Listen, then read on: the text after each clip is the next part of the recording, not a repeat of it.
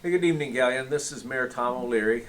Monday night before council meeting, so I appreciate people tuning in and hope this live stream gets shared throughout the week.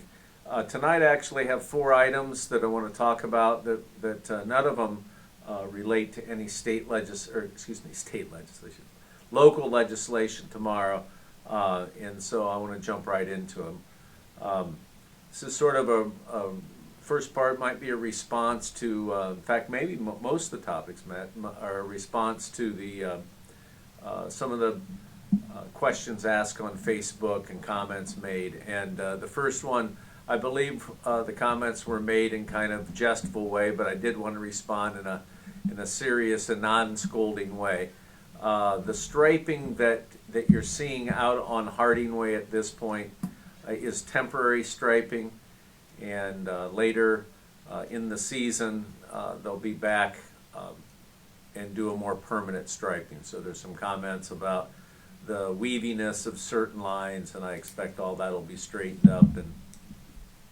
And in fact, ODOT was asking about making sure that the lines where they're at are good with the city. So we'll make sure we get feedback to them on that. So that's the first thing, sort of a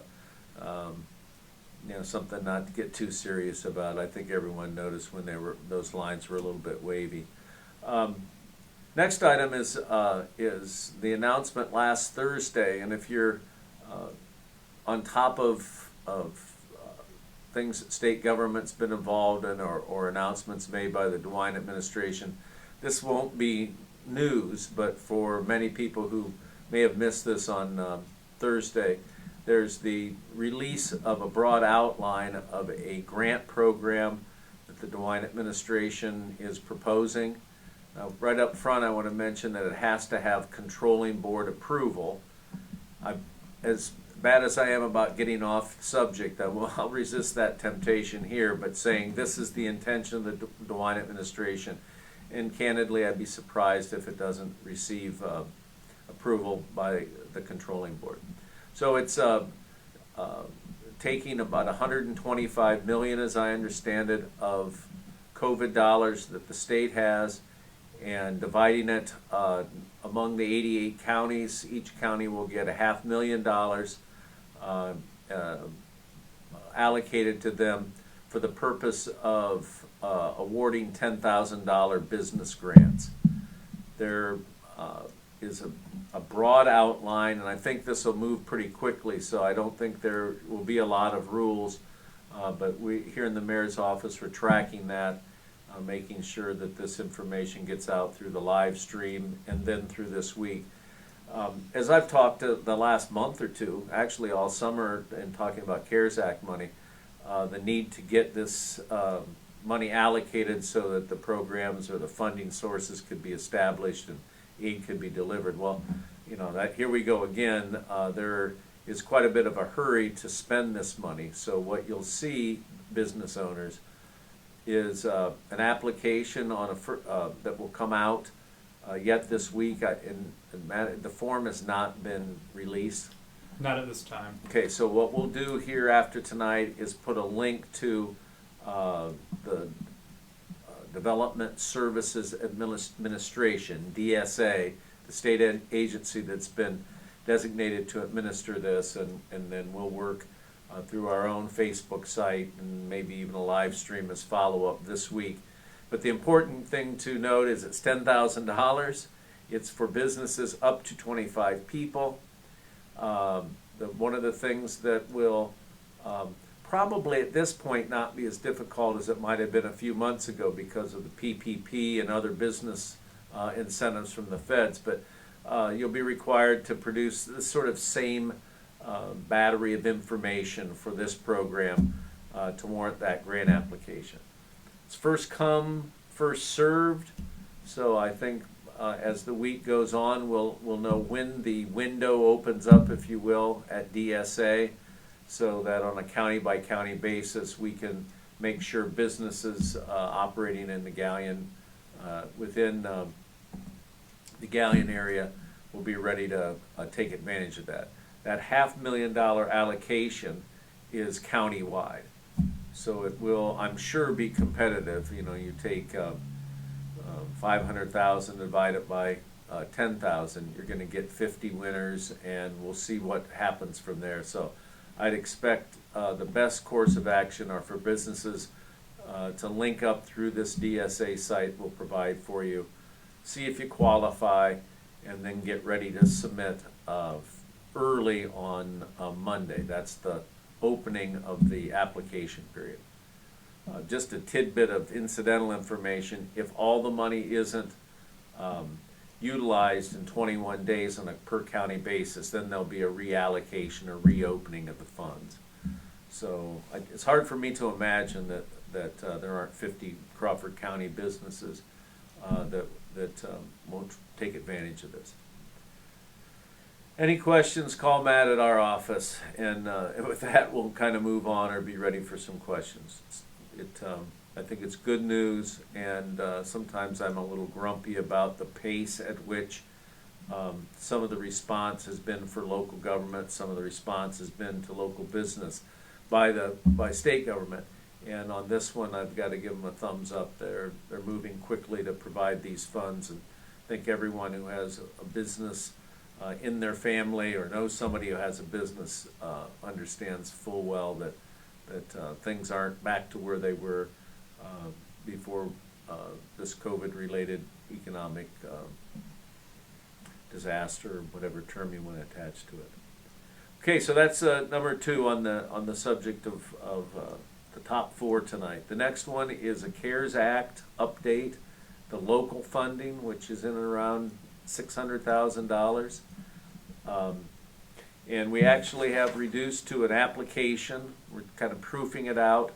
So what we're expecting is one of 2 things to happen. Either tomorrow night, because we can put together an ordinance that authorizes this utility account credit program, or later this week, so that we have a chance for the legal department to put together the ordinance. We'll be passing legislation, I'm very confident, that will provide a $100 per account credit, and we're going to offer, I guess, an opportunity for selecting what utility you want credited, which part of your account you want credited. And if that's not, we'll probably default to water and sewer first and electric third. My guess is the $100 will probably spread across the utilities in a 1-month period. So important to get this money distributed to the community, and the form or how we intend to do that will be by sending out this form or a cousin of it, a similar form, in your utility bill, and you'll then, as a customer, be responsible for signing it, getting it back to us, and I'd say on that any finer details will be forthcoming, but we're working on getting that legislation for tomorrow night. But sitting here on Monday, the day before, I'd say the chances are probably 50-50 at best. There's been illness a little bit within some of the departments here at City Hall, and it's like it has in every business. It's had an impact on getting some things set up and ready to go. So that I believe is what I'm going to recommend, at least to council, for the lion's share, the vast majority of these $600,000 worth of a CARES Act COVID money.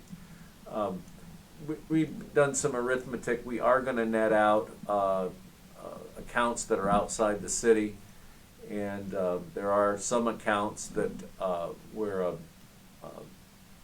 all-electric apartment doesn't pay the water sewer bill at that.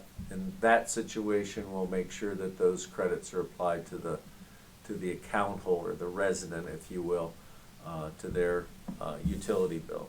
So that's enough on that. Any questions on that, Matt? So far, we do have a couple of questions. Okay, because I've got a 4th thing I'll probably spend some time on, but it will get a little bit into numbers, and we don't have, honestly, a real good way of displaying the numbers through this format. So I don't want to dodge the sleep in and some of the questions that have been asked about that and where the city stands financially. But let's answer some questions and then do Okay. that. And thankfully, these are some fun softball questions Oh, yeah? for you. So, Mary wanted to know, is Trick or Treat still on? Yeah, trick or treat Saturday at 2.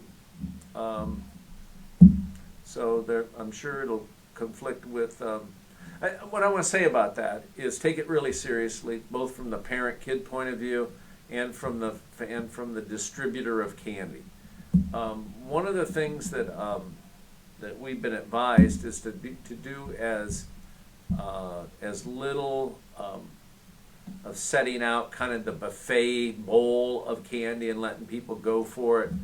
What we've been advised by the health department, they've supplied plenty of guidance on this, is that you really should come up with a way to get the candy from the giver to the trickster, and not have every kid that comes down the street reaching into a bowl. So my more detailed advice on this is to get a hold of the health department or their, you don't need to call them as much as take a look at the recommendations they have for a safe trick-or-treating. 2 to 4 Saturday.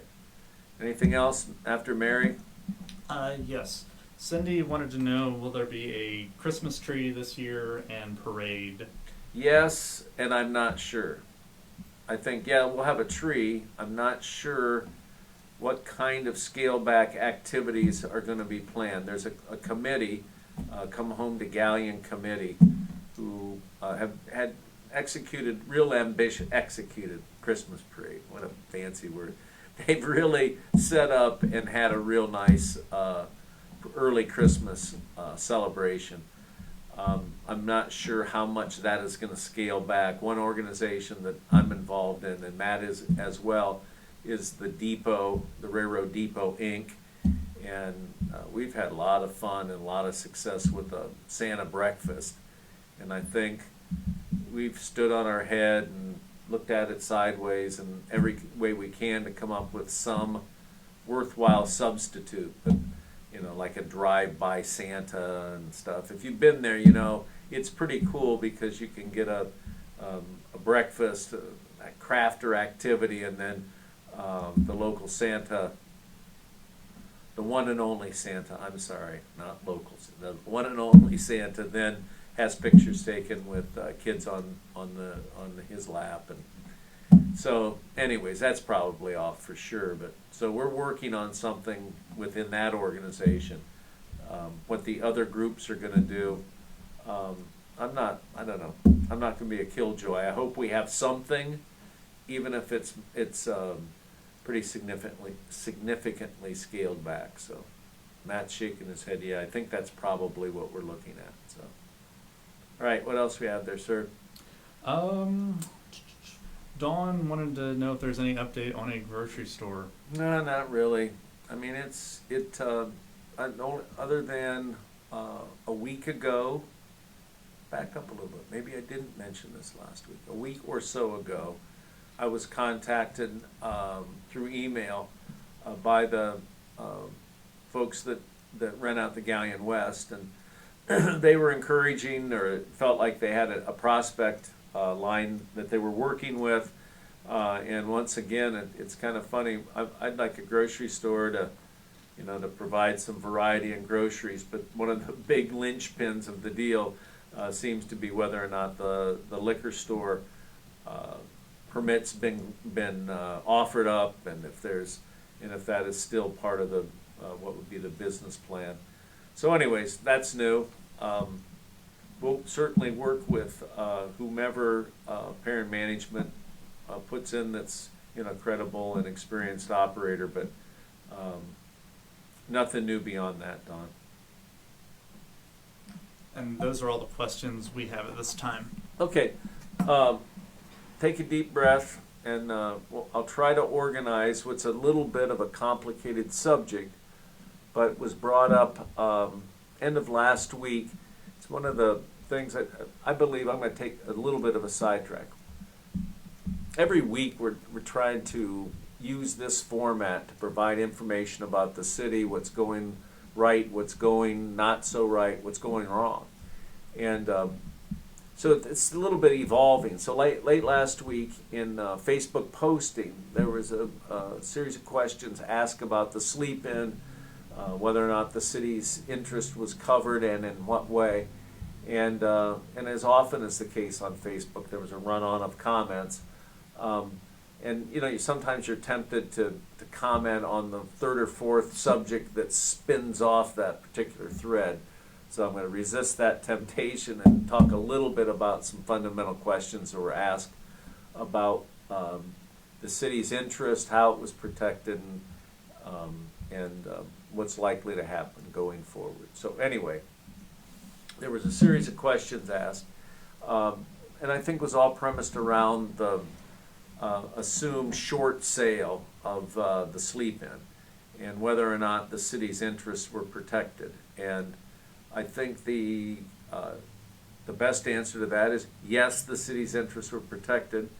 In fact, the legal department filed our lien on the property, the sleep-in property and the improvements on it, before the mortgage company filed their lien.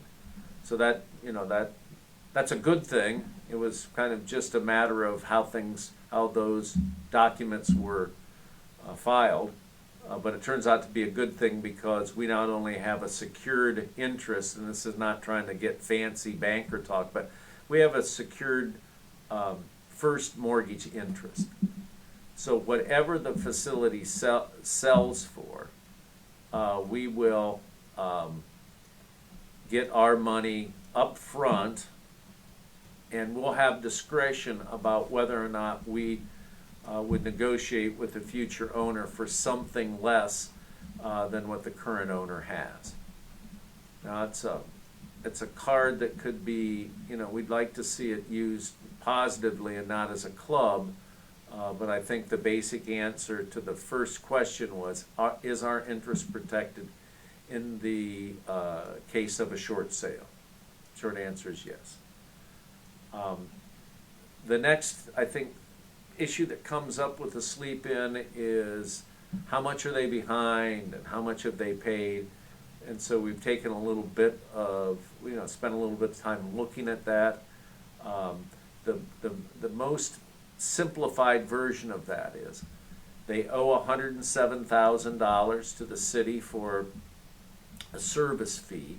It's described how we could secure our interest, and they paid about $58,000. So they're 2/3 behind. Some things that, as we tried to reconstruct this, that came to my mind is the tax year, the first tax year of the sleep-in. Because when you go back and you look at when did we start spending money to look at the TIF and those things, the tax year really is tax year 17 owed in 18. So in your mind, when you start running the numbers, how much are we owed, how much are they delinquent? They're delinquent for 18 taxes that were from tax year 17 owed in 18, and partially delinquent on 19, and we've not been paid our service fee this year. Take a cheat sheet look here, winging it a little bit. Yeah, that we got in 18, which would have been the second year, we got one payment. So it's been on the, you know, it's been a source of communication between the auditor's office and the owner of the hotel from the start.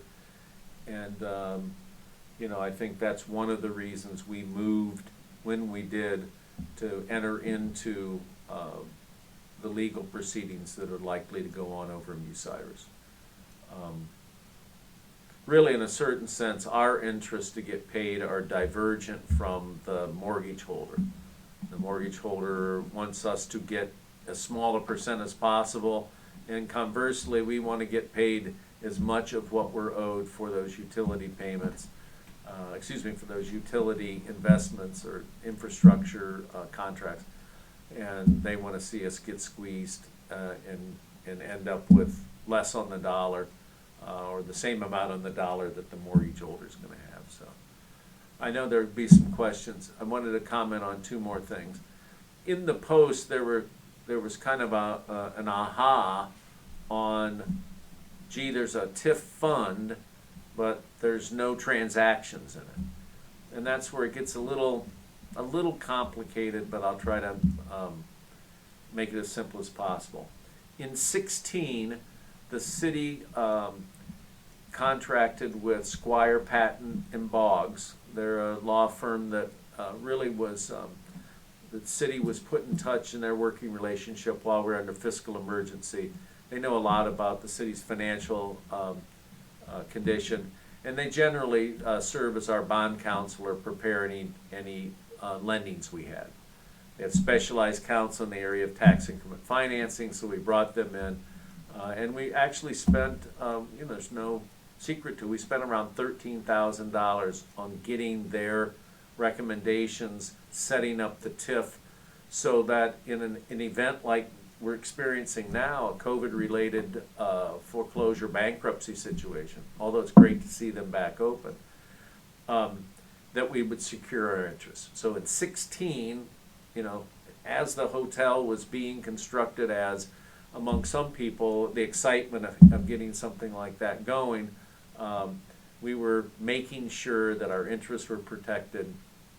And so among the things council did in getting ready to issue debt, probably bonded debt or at least a more permanent financing, paid back through the tax increment financing, the TIF fund was created.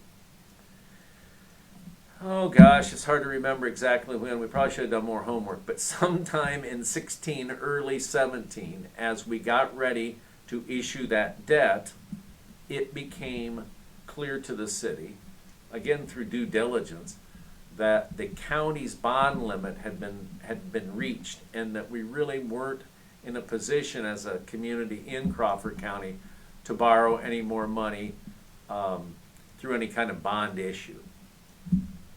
At that point, then the city and it's the kind of stuff that goes on in a council meeting, and I don't know if people on the Zoom meetings that follow council turn them off after their issue gets covered, but this was one of those issues where it was fully discussed in council, but I'm sure there were, fewer than 10 people in the room.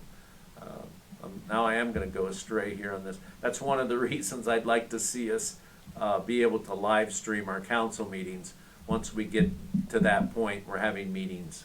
But anyways, the discussion about how these contracts were going to be funded was explained to council. And what basically happened is each of the funds, the infrastructure funds that infrastructure was added, those funds paid the cost to the contractor. And the way it was set up is each one of those funds would be reimbursed as the hotel paid their annual service fee. Well, we already covered the fact that the service fee didn't get paid with regularity, but that's how the question about there's no money in the TIF fund, the questions about, well, how did the contract get paid for, what do we owe, they all go to this issue of each fund had the adequate fund balance to absorb those debts, and so that's how the contractor was paid. And it is those essentially 4 utility funds that are going to be reimbursed if there's a settlement, or will be reimbursed consistent with the service agreement that the hotel operator and the city signed. So it's one thing I not often say, but I think it's important here is the questions that are being asked don't lend themselves to a quick 25-cent, 25-second kind of answer. It's a little complicated, but what I've tried to do here the last 10 minutes or however long it's taken is explain the different parts to it, and what is the plan for recovering the money is to be attached to the lawsuit, and then work as the building is either foreclosed on or is sold to a new operator, and then be in a position to recover our money without in any way squashing the deal. So I've got some more money. If people want to know what was spent out of each fund, I believe we totaled it up, and I think it's 600 and some $1,000 that's still owed. Is that even close, Matt? That's owed on the total. I mean, they have several years to pay it, so here, I'll just look at this. The project costs the funds, or the taxpayer who supplies money for the funds, 642,000, 643,000 really, 642, 893. And that was broken out with 155,000 on the street fund. A large expense was the stormwater, that was 287 and change. The water fund was not very expensive. This is kind of how things work out. When 30 was built, the city extended a water line out that direction. So the expense on the water fund was only 37,000. It was from where the water line was to the hotel connection. Now the sewer, on the other hand, is about 114,000. And without getting into infrastructure out in that area, there's a lot of infrastructure in a close area, and there really was no sewer out there, so that was a pretty large expense. So the main expenses were roadway, stormwater, and sewer to the project, and the total was about 640. And so anyways, I mean, I hope that explains. We are now in if you will, in arrears. That we're owed about 105,000 of that, and really what has been paid is the 56,000, nearly 57,000. So we're on the plus side of 500,000. We've got about 50,000, so we're probably in the 585 that needs to be recovered.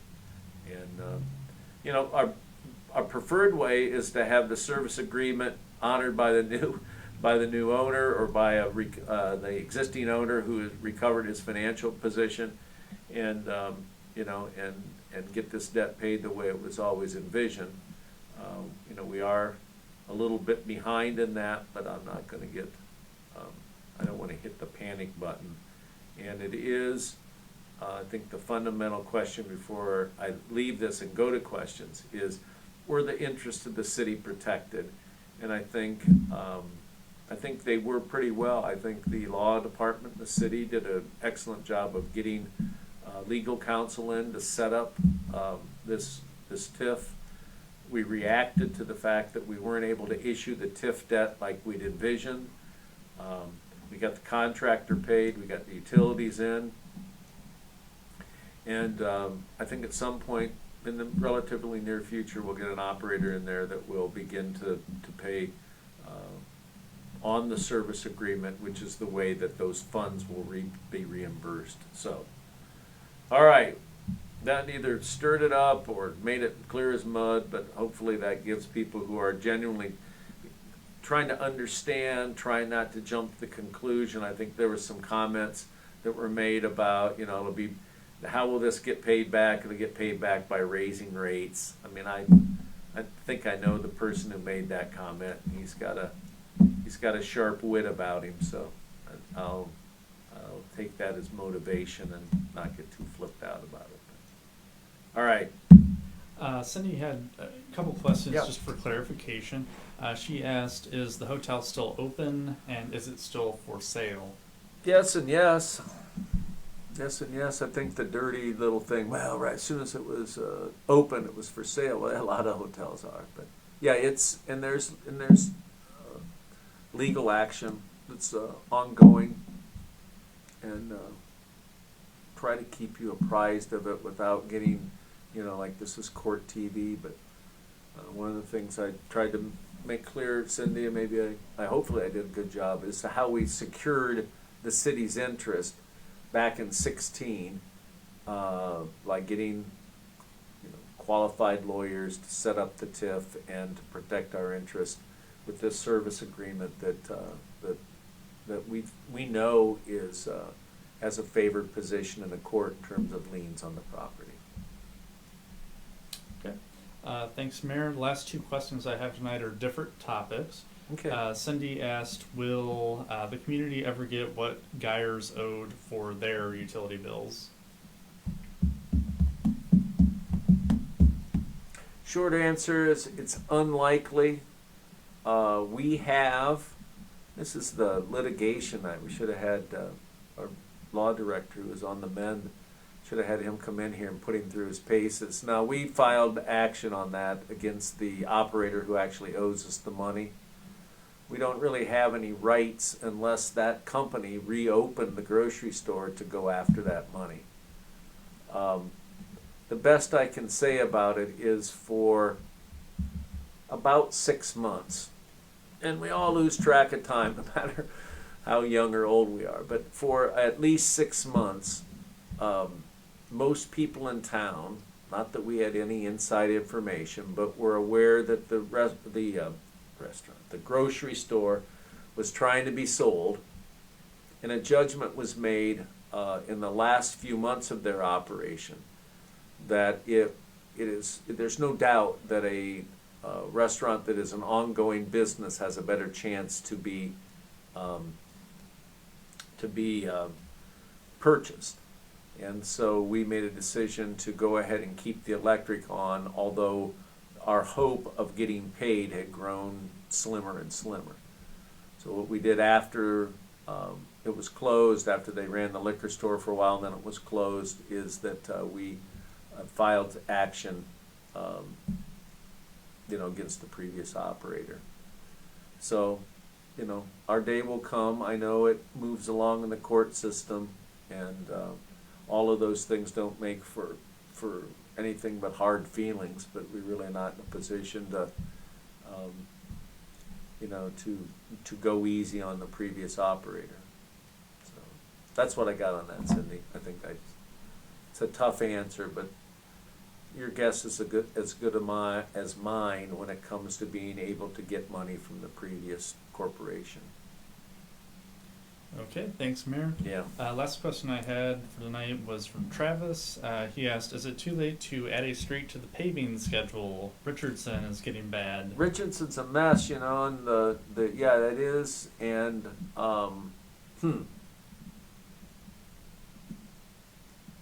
one of the best councilmen that we have is Mike Richard.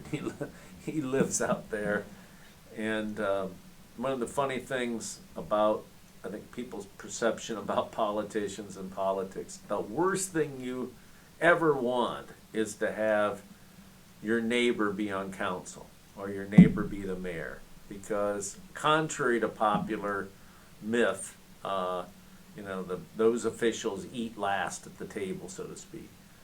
So I know it's in pretty bad shape. We had talked about, no is the answer to Travis's question. Heck no is the answer. That's locked in. But what we had talked about is going to a chip seal,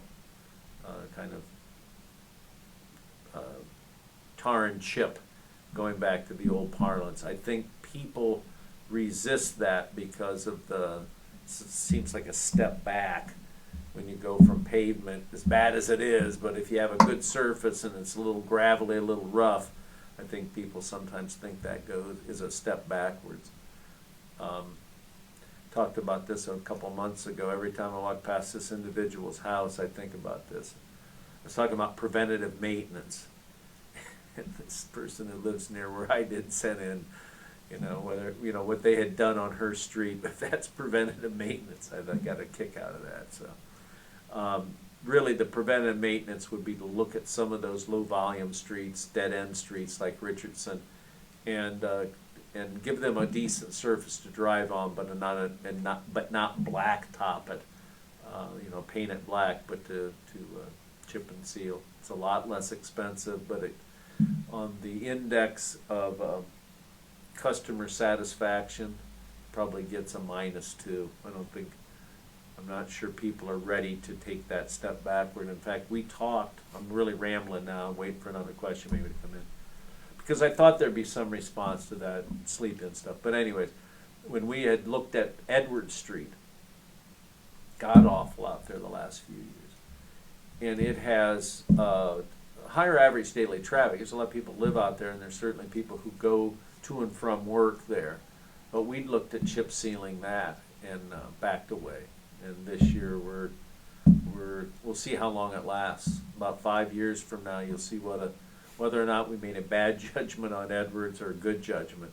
But we're just resurfacing out there without any improvement in storm drainage. So it'll be great for the first couple of years, and then we'll keep our fingers crossed.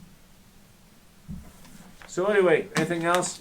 That was it as far as questions, but a couple others did point out that Pounder Avenue is getting rough. Would that be another chip and seal candidate? Yeah, you look at any of those the Fellow Street is one similar to Pounder. Pounder I think would be different, particularly if we are able to get something going with an adult, either all men's, all women, or co-ed softball league out there. There's a meeting upcoming out there, meeting at East Park. And then we've got this lingering, starting to talk with my hands, I better stop that.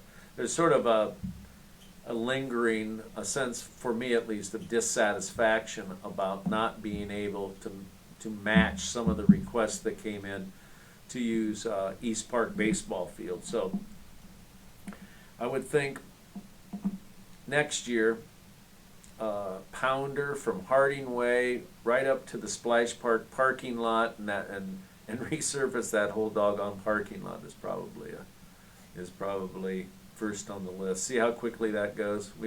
I think we've got more projects for next year's Freeze Foundation than we have money, and if I keep talking about this, we'll end up having our whole paving budget in a year when, the Lord only knows what finances will be like a year from now. That's for sure. So, all right, we got anything else?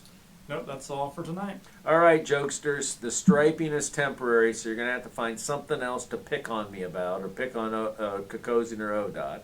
But it was pretty funny. I saw the post. The state program. Every business person, if you're a business person, get ready, check this site at Development Services Agency, DSA. We'll get that out to you. If you're not a business owner, but you know somebody that has one, or maybe didn't get quite the consideration with PPP and the other federal programs, don't, as they used to say when we bought tickets to go to stuff, you need to get online, I bet, to get ready to be able to get a slice of what will only be enough for 50 of these business grants countywide. That's number 2. So get on it. We aren't going to use our local COVID dollars for the business program, in part because we knew this was coming down the pipe. So our money, recapping, our money is going to go to a utility reimbursement plan, and we're going to try to get that addressed by council tomorrow, but if not, later on in the week, so that we can send out in the November bill something that looks a little bit like this, which is a very simple statement saying that you're the account holder and that you've had difficulty paying your bill because of COVID from this date to this date. That gives us the documentation we need, and it applies whatever money we have to individual account holders, rather than just transferring it back into the city utility fund.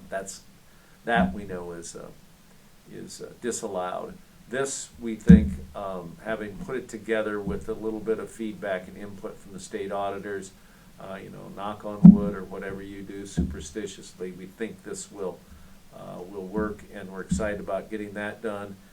And as far as the sleep-in, it's an ongoing story. We're trying as hard as we can to be responsive. I mean, we're not running 2 miles a day to try to show our commitment to it. But we've done some things in terms of legal action that you don't ordinarily talk about. But these questions came up. I think they really give us an opportunity to talk about where we are with the sleep-in and what the likely prospect of seeing it reopen under new ownership and still getting our investment infrastructure recovered, so. All right, I feel like I need to take a breath or a nap, and what I know I don't need is any more coffee, so. With that, any more questions? Nope. All right, have a good week, and most of the stuff we talked about is good news, and let's plow ahead and continue life under Code Red. Good night.